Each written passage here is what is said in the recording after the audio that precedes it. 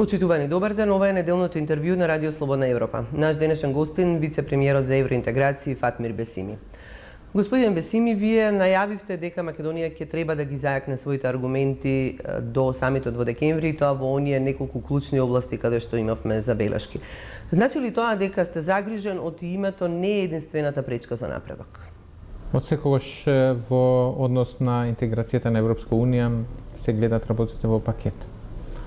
Кога кажувам во пакет, значи реформите во сите области, а кога зборувам сега во областите што се приоритетни дефинирани за Македонија во текот на оваа година, а во исто време и прашањето за името. Значи, овие две работи во неколку прилики јас сум ги нарекол како две педали за возење на еден велосипед. Морат и двете да одат синхронизирано, за да може велосипедот да се движи.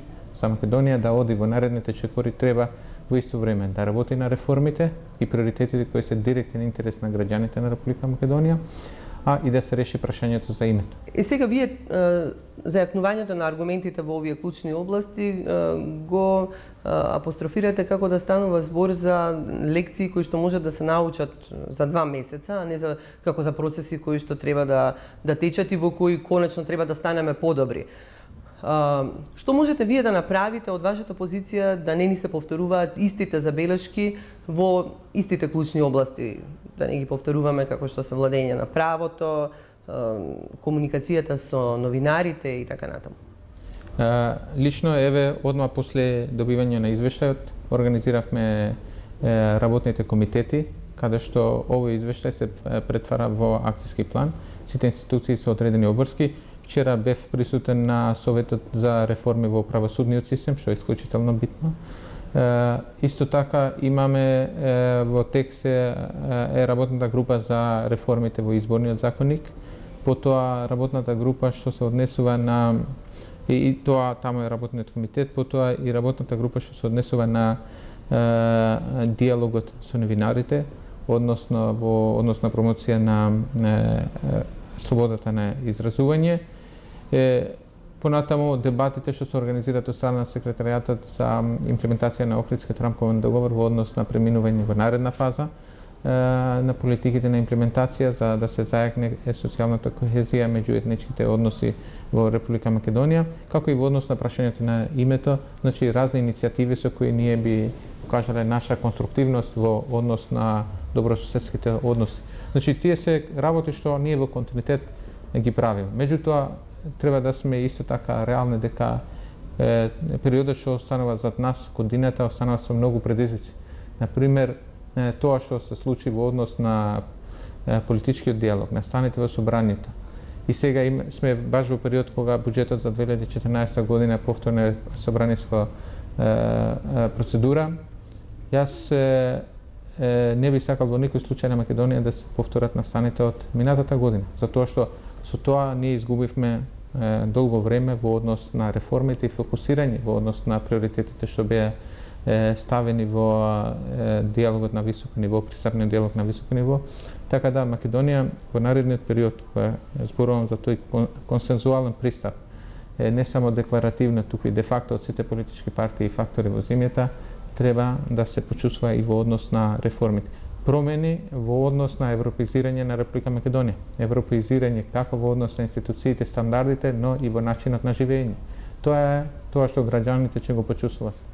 Известувачот за Македонија во Европскиот парламент Ричард Ховит при последната посета на Македонија рече дека на самитот во декември ќе треба да бидат убедени повеќе од двете соседни држави да гласат за Македонија.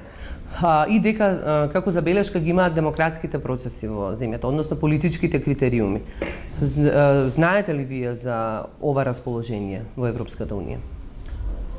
Не само што знам, јас сум и информирал и апелирал и во Република Македонија, кога апелирам за консензус токму на ова мислам, дека не само владините институции, секако одговорноста останува пред се во владините институции, меѓутоа и другите институции во државата, собранието, судовите, невладиниот сектор и како политичките партии, било да се од власта или опозицијата, Македонија е под сканер.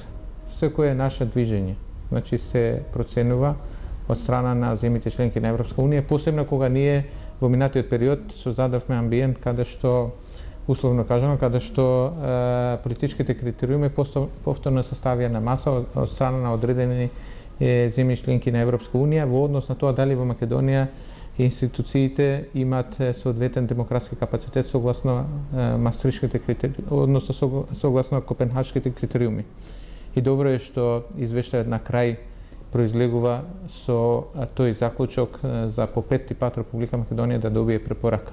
Мислам дека со сите овие работи, тие во Македонија сепак гледаат потенцијал и одредено ниво на приближеност кон Европска унија, дека Македонија сепак заслужува да почне со преговорите, но меѓувреме апелираат на неколку работи за кои што се важни за Македонија да ги направи како приоритетни, посебно во делот на политичките критериуми се спомнуваат политичкиот диалог во тој контекст, независноста на судството да се зајакне, диалогот со новинарите, медиумите, изборните реформи, имплементација на Охридскиот рамковен договор, како и решение за името со нашиот сосед. Упорно инсистирате на вклученост, поголема вклученост на Европската унија во олеснување на комуникацијата со Грција. Меѓутоа, оттаму се инсистира на тоа дека станува збор за билатерален спор. Дали од контактите кои што ги остваривте вие и лидерот на вашата партија гледате таква можност? Во самиот извештај има резултатот тие средни. Прво, резултатот е дека извештајот ја носи препораката сепак. Значи, тоа е важно, затоа што имаше периоди во текот на годината кога и тоа беше по знак прашалник. Второто е што Европска комисија предлага и во оваа фаза да оди со рамка за започнување на преговорите, посебно во отварање на поглавијата 23 и 24, и рамка која во првичната фаза би почнала со преговорите за решение за името. Значи, Европската комисија станува проактивна во однос на ова прашање. Меѓутоа, не е доволно само чекор што го прави Европска комисија. Треба да одлучат земјите членки на Европска унија. Затоа дипломатската активност треба да биде интензивна во овој период, да ги допира сите поединечни земји членки, да ги кажеме нашите аргументи, нашата подготвеност, искреност за решението за името. Значи, тоа е формулата на која ние треба да пристапиме во овој период во однос на следните чекори за Европска унија, а во едно време се смета дека со започнување на преговорите се создава можност поголема динамика за реформите во земјата и појака рамка за започнување или прогрес во преговорите за името. Дали вие од вашата позиција имате слобода или некаква идеја за иницијатива како да се постигне консензус меѓу партиите за да се надмине овој клучен наш проблем, од кој што зависи успехот во вашата работа конкретно? Мислам, тоа е прашање што треба да се направи на начин што секој би се чувствувал дел од тоа. Нема иницијативи на еден лидер. Има иницијативи кај што сите заеднички ќе се чувствуваат дел од таа иницијатива, подеднакво важни. Тоа е формулата на консензусот. Не може да има консензус еден да биде поважен од другиот.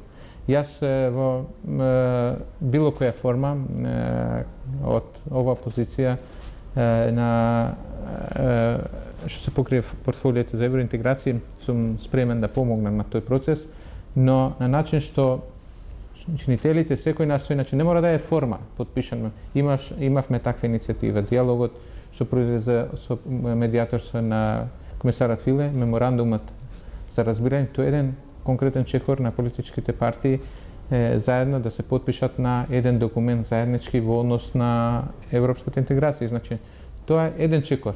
Има разни форми, разни чекори на прашања што се однесуваат на оваа тема да се покаже тој консензус. Мислам дека тоа е повише концепт на разбирање и волја и одговорност, отколку форма.